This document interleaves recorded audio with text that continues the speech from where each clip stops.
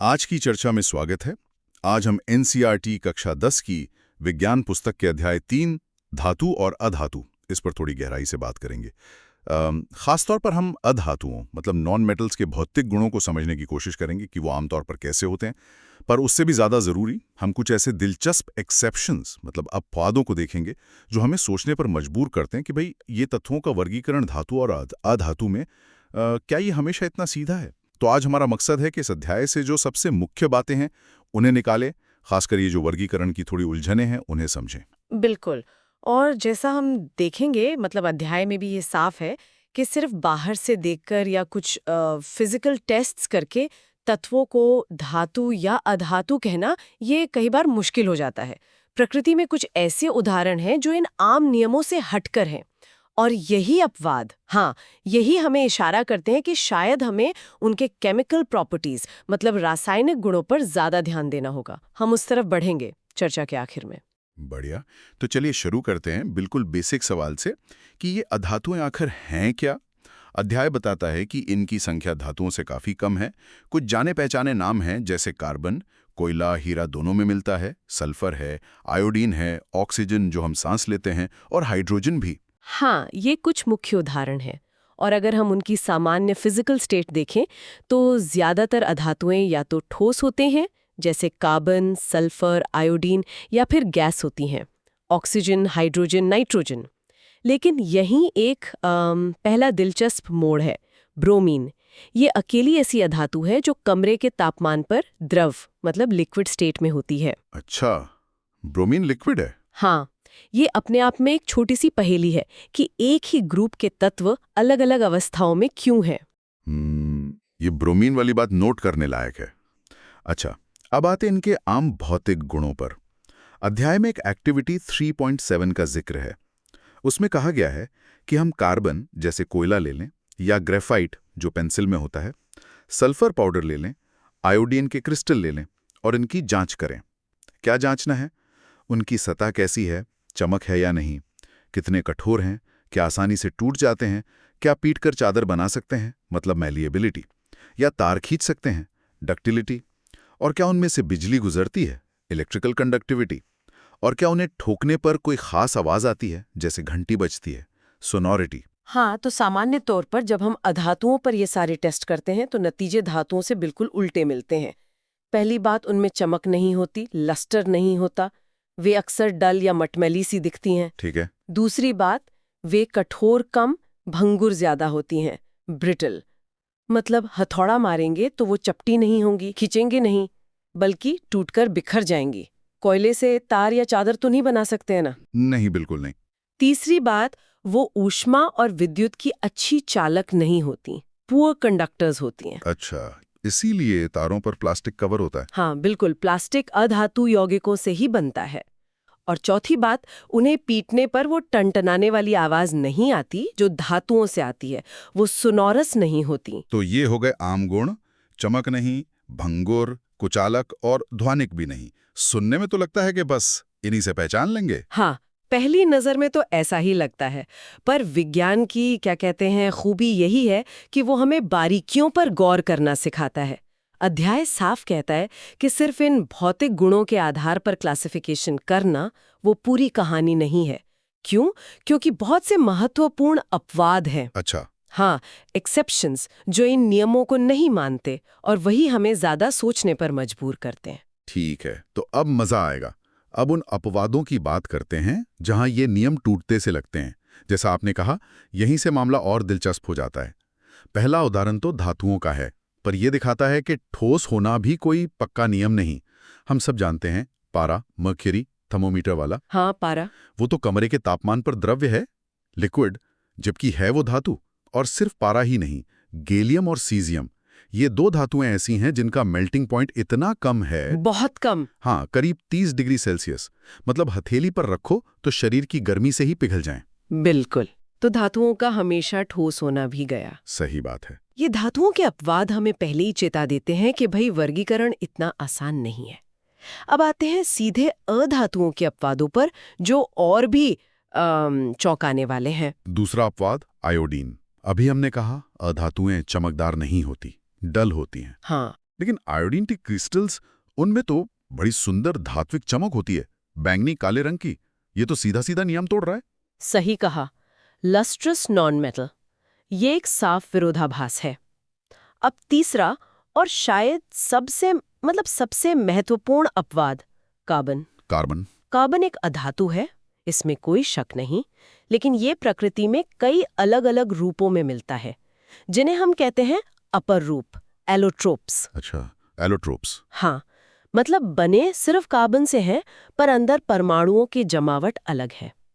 अध्याय 2 मुख्य अपर रूपों की बात करता है। पहला है हीरा, डायमंड। कौन नहीं जानता हीरा कितना कठोर होता है। सबसे कठोर। हाँ, प्रकृति में पाए जाने वाला सबसे कठोर पदार्थ। इसे काटना, इस पर खरोंच लगाना लगभग नामुमकिन है। और इसका गलनांक, क्वथनांक मतलब मेल्टिंग और बॉइलिंग पॉइंट, वो भी बहुत ऊंचे होते हैं। ये गुण, इतनी कठोरता, इतना ऊंचा गलनांक, ये तो कई धातुओं से भी ज्यादा है।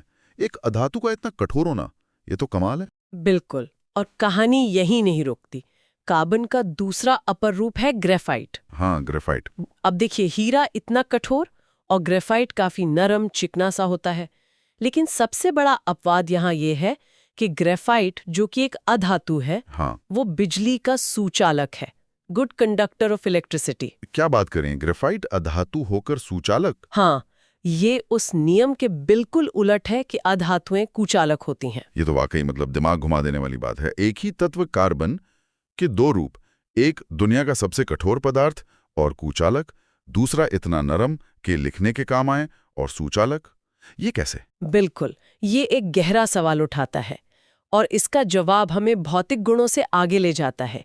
ये सोचने पर मजबूर करता है कि शायद सिर्फ ये जानना काफी नहीं कि तत्व कौन सा है, बल्कि उसके अंदर परमाणु कैसे जमे हैं, ये ज्यादा जरूरी है। हम इस पे लौटेंगे आखिर में, पर अभी के लिए ग्रेफाइट का सुचालक होना ये भौतिक गुणों वाले वर्गीकरण के लिए बड़ी चुनौती है। सही है। चौथा अपवाद फिर से धातुओं से है, पर यह दिखाता है कि गुण कैसे मिक्स हो सकते हैं। हम सोचते हैं धातुएं कठोर होती हैं, मजबूत। हाँ, आमतौर पे। लेकिन अल्कली मेटल्स, क्षार धातुएं जैसे लिथियम, सोडियम, पोटेशियम, ये तो इतनी नरम होती हैं कि आप उन्हें चाकू से काट सकते हैं, जैसे पनीर काटते हैं। बिल्कुल, और सिर्फ नरम ही नहीं, इनका घनत्व, इनकी डेंसिटी, वो भी पानी से कम होती है। लिथियम, सोडियम, पोटेशियम पानी पर तैरते हैं। अरे वाह! और इनका गलनांक भी दूसरी धातुओं जैसे लोहा, तांबा, इनके मुकाबले काफी कम होता है। तो कठोरता और उच्च गलनांक भी धातुओं का कोई यूनिवर्सल गुण नहीं रहा। तो इन सारे अपवादों को देखें, पारे का द्रव होना, गैलियम सीजियम का हथेली पर पिघलना, आयोडीन की चमक, हीरे की कठोरता, ग्रेफाइट की सुचालकता और क्षार धातुओं का नरम होना, ये तो साफ है कि सिर्फ देखकर, छूकर या कुछ आम टेस्ट करके तत्वों को धातु या अधातु में बांटना ये कोई भरोसेमंद तरीका नहीं है। ऐसा लगता है प्रकृति मजाक कर रही है। आप ऐसे देख सकते हैं, या फिर ऐसे कि प्रकृति हमें और गहरे जाने को कह रही है। अगर हम इसे बड़ी तस्वीर से जोड़ें तो ये सारे एक्सेप्शंस इस बात पर जोर देते हैं कि क्लासिफिकेशन का ज़्यादा रिलायबल आधार उनके केमिकल प्रॉपर्टीज में ढूंढना होगा। रासायनिक गुणों में? हाँ, मतलब वो दूसरी चीज़ों से रिएक्ट कैसे करते हैं, कैसे यौगिक बनाते हैं, ये बातें शायद उनकी पहचान के लिए ज़्यादा पक्की हैं। और अध्याय हमें इसी तरफ ले जाता है। एक्टिविटी 3.8 के जरिए ये रासायनिक गुणों की तरफ पहला कदम है। इसमें एक प्रयोग बताया गया है। हमें मैग्नीशियम का फीता लेना है जो धातु है, और थोड़ा सल्फर पाउडर जो अधातु है। ठीक। प्रयोग क्या है? पहले मैग्नीशियम को जलाना है, जलने पर जो सफेद राख बनेगी उसे पानी में घोलना है, फिर लिटमस पेपर से टेस्ट करना है, लाल और नीला दोनों से। फिर यही काम सल्फर के साथ, उसे चम्मच में जलाना है, जो गैस या धुआं निकले उसे टेस्ट ट्यूब में पानी डालकर घोलना है और फिर उसका लिटमस टेस्ट करना है। बहुत अच्छे। अब इस प्रयोग का नतीजा क्या निकलता है और वो हमें क्या सिखाता है? जब मैग्नीशियम, जो धातु है, जलता है तो वो ऑक्सीजन से मिलकर मैग्नीशियम ऑक्साइड MgO बनाता है। ये ऑक्साइड पानी में घुलकर मैग्नीशियम हाइड्रोक्साइड MgOH का होल ट्वाइस बनाता है। ओके। और मैग्नीशियम हाइड्रोक्साइड एक क्षार है, एक बेस। क्षार क्या करते हैं? वो लाल लिटमस को नीला कर देते हैं। तो मैग्नीशियम ऑक्साइड का पानी वाला घोल क्षारीय यानी बेसिक होता है। ठीक है, धातु का ऑक्साइड बेसिक। हाँ। अब दूसरी तरफ सल्फर, जो अधातु है, जब वो जलता है तो ऑक्सीजन से मिलकर सल्फर डाइऑक्साइड गैस SO2 बनाता है। Sulphur dioxide. ये गैस पानी में घुलकर सल्फ्यूरस एसिड H2SO3 बनाती है, जो एक अम्ल है। एसिड अम्ल नीले लिटमस को लाल कर देते हैं, तो सल्फर डाइऑक्साइड का पानी वाला घोल अम्लीय यानी एसिडिक होता है। अच्छा, तो यहाँ एक बिल्कुल साफ फर्क दिख रहा है। धातु का ऑक्साइड बेसिक क्षारीय, अधातु का ऑक्साइड एसिडिक अम्लीय। बिल्कुल सही। और अध्याय कहता है कि ये एक आम चलन है। ज्यादातर धातुएं बेसिक ऑक्साइड्स बनाती हैं और ज्यादातर अधातुएं एसिडिक ऑक्साइड्स बनाती हैं।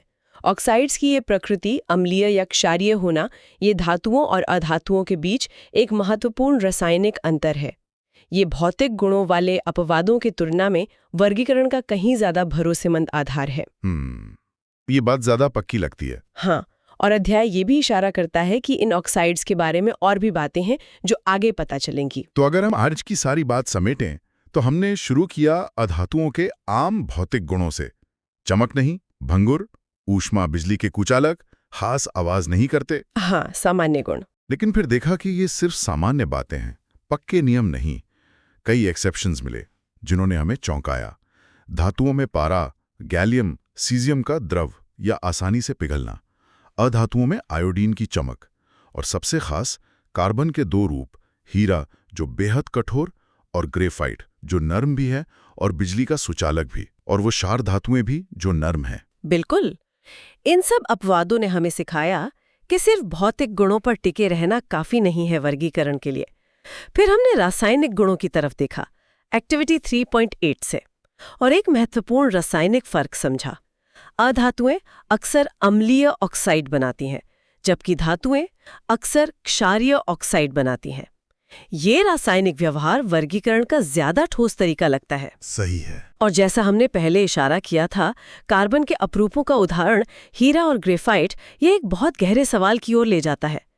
जरा फिर से सोचिए, दोनों सिर्फ कार्बन से बने हैं और कुछ नहीं, फिर भी उनके गुण इतने अलग क्यों हैं?